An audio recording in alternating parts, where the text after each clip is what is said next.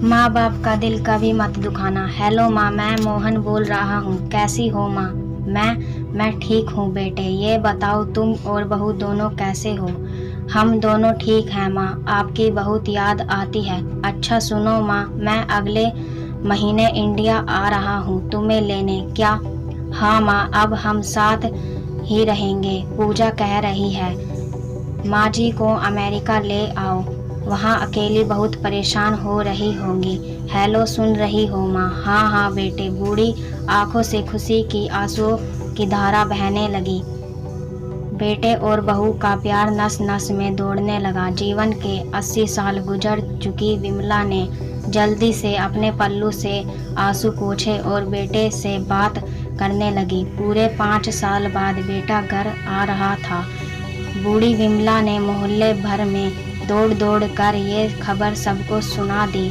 सभी खुश थे कि चलो बुढ़ापा चैन से बेटे और बहू के साथ गुजर जाएगा। मोहन अकेला आया था।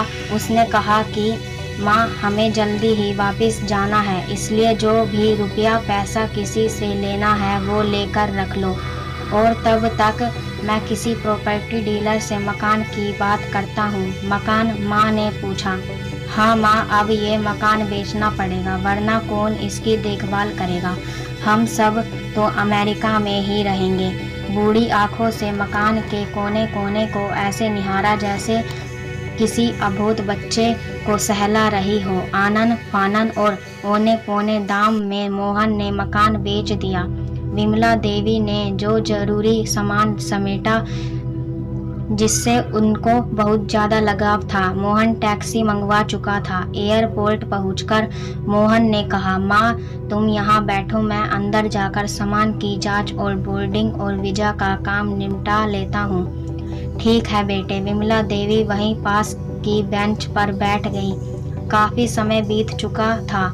बाहर बैठी विमला देवी बार बार उस दरवाजे की तरफ देख रही थी जिसमें मोहन गया था, लेकिन अभी तक बाहर नहीं आया था। शायद अंदर बहुत भीड़ होगी सोचकर बूढ़ी आंखें फिर से टकटकी लगाए देखने लगती। अंधेरा हो चुका था। एयरपोर्ट के बाहर गहमा गहमी कम हो चुकी थी। माँ जी, किससे मिलना है? एक कर्मचारी ने वृद्ध से पूछा। मेरा बेटा अंदर गया था टिकट लेने, वो मुझे अमेरिका लेकर जा रहा है, विमला देवी ने घबरा कर कहा। लेकिन अंदर तो कोई पैसेंजर नहीं है। अमेरिका जाने वाली फ्लाइट तो दोपहर में ही चली गई। क्या नाम था आपके बेटे का? कर्मचारी ने सवाल किया। मोहन। विमला ने के चेहरे पर चिंता की लकीरें उभर आई। कर्मचारी अंदर गया और कुछ देर बाद बाहर आकर बोला, माँ जी, आपका बेटा तो मोहन तो अमेरिका जाने वाली फ्लाइट से कब का जा चुका है। क्या? वृद्ध की आंखों से आंसुओं का सैलाब फूट पड़ा। बूढ़ी माँ का रोम रोम कांप उठा।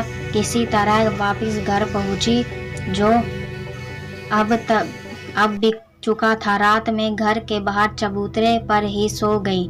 सुबह हुई तो दयालु मकान मालिक ने एक कमरा रहने को दे दिया। पति की पेंशन से घर का किराया तो खाने का काम चलने लगा। समय गुजरने लगा। एक दिन मकान मालिक ने वृद्ध से पूछा, माँ जी, क्यों नहीं आप अपने किसी रिश्तेदार के यहाँ चली जाए?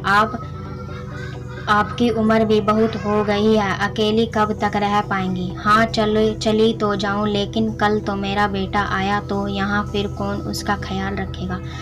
आँख से आंसू आने लग गए दोस्तों।